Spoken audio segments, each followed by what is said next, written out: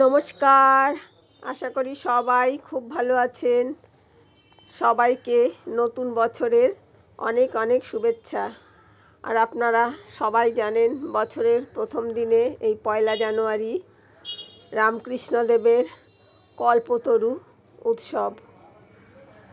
আসুন আজ এই দিনটি কেন কল্পতরু উৎসব হিসাবে পালিত হয় সেই নিয়েই কিছু আলোচনা। ক্যান্সার আক্রান্ত রামকৃষ্ণদেবের সেটাই ছিল শেষ 1 জানুয়ারি। কল্পতরু উৎসব কি ঘটেছিল কাশীপুরে? কল্পতরু ঈশ্বরের কাছে নিজেকে সঁপে দিয়ে প্রার্থনা করার দিন। পুরাণ বলে ইন্দ্রের উদ্যানের পারিজাত বৃক্ষই কল্পতরু, অর্থাৎ সেই বৃক্ষ যার কাছে ভালো খারাপ যা চাওয়া যায় তাই মিলবে। তাহলে নতুন বছরের প্রথম দিনটাই কেন হয়ে উঠল রামকৃষ্ণদেব ভাবাদর্শে অনুপ্রাণিত মানুষের কাছে কল্পতরু হিসেবে? কি ঘটেছিল সেদিন? আসলে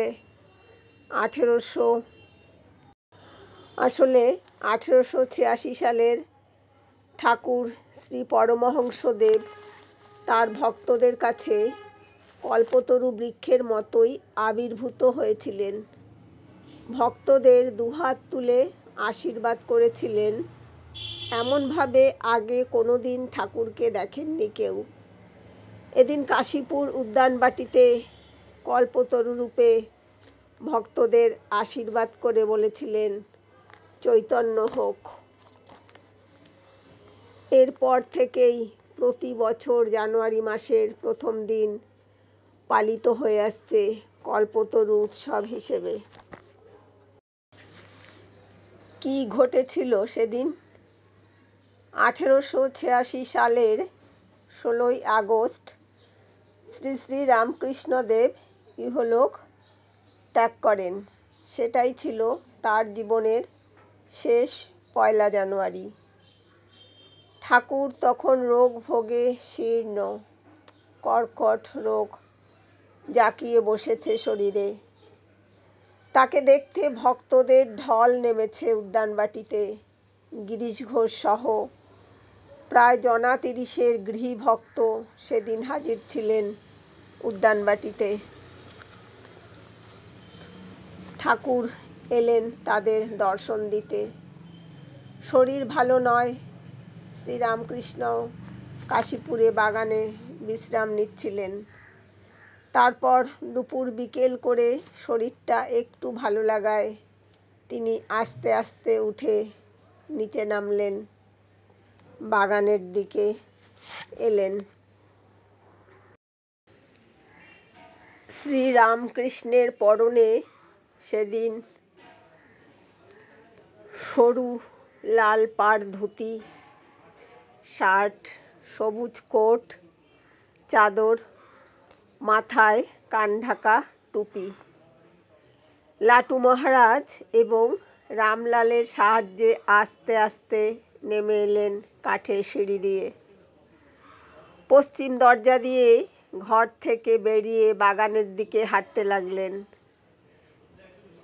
ছুটির দিন, তাই এদিন ভক্তদের সংখ্যা ছিল একটু বেশি। তারা নিজেদের মধ্যে ঠাকুরকে নিয়েই কথা বলছিলেন।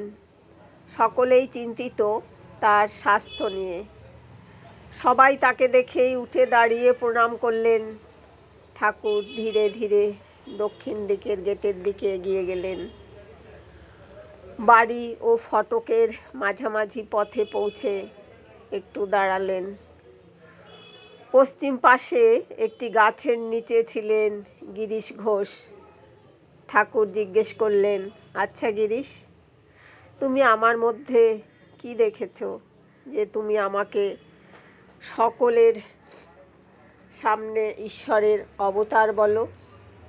তিনি তখন পরমহংসদেবের সামনে নতজানু হয়ে হাত জোড় করে বসে পড়েন।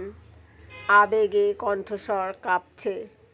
বললেন, যার মহিমা ব্যাস বা বাল্মীকির মতো ঋষিরাও যথাযথভাবে পরিমাপ করতে পারেনি, তার সম্পর্কে আমার মতো একজন তুচ্ছ ব্যক্তি কি বলতে পারেন? উত্তরে ঠাকুর স্থির তাকিয়ে রইলেন। তার পুরো মুখ স্বর্গীয় আনন্দে উদ্ভাসিত। গুরুর সেই অপূর্ব রূপ দেখে ভক্তদের আনন্দের সীমা রইল না। তারা বলতে লাগলো, জয় শ্রীরামকৃষ্ণ, জয় শ্রীরামকৃষ্ণ, শ্রীরামকৃষ্ণের জয়। শ্রীরামকৃষ্ণ দিব্য হাসি হেসে বললেন, আর কি বলবো, আমি তোমাদের সবাইকে আশীর্বাদ করি, তোমাদের চৈতন্য হোক। এই কথাগুলি বলার পর ভাবাবিষ্ট হলেন ঠাকুর। ভক্তরা বলতে শুরু করলেন, ওরে কে কোথায় আছিস, শিগগিরই ছুটে আয়, ঠাকুর আজ কল্পতরু হয়েছেন। সেই থেকে কাশীপুর উদ্যানবাটিতে ইংরেজি নববর্ষের দিন পালিত হয়ে আসছে কল্পতরু উৎসব। শ্রীরামকৃষ্ণ এই দিনে তার ভক্তদের হৃদয় আধ্যাত্মিক চেতনা জাগ্রত করেছিলেন। শ্রীরামকৃষ্ণ এসেছিলেন মানুষকে অন্ধকার থেকে আলোর দিকে নিয়ে যেতে, বন্ধন থেকে মুক্তির পথ দেখাতে। তাই তিনি ভক্তদের আশীর্বাদ করেছিলেন, আলোকিত হও, তোমাদের চৈতন্য হোক। এই দিনে গুরু অবতার রূপে সকলের সামনে আবির্ভূত হয়েছিলেন, তাদের ইচ্ছা পূরণ করেছিলেন এবং হৃদয়ে চেতনার আলো সঞ্চার করেছিলেন। যদি ভক্তরা প্রতিদিন আন্তরিকতার সঙ্গে ধ্যান করেন, তবে ঠাকুর প্রতিদিন কল্পতরু হিসেবে উপস্থিত হবেন।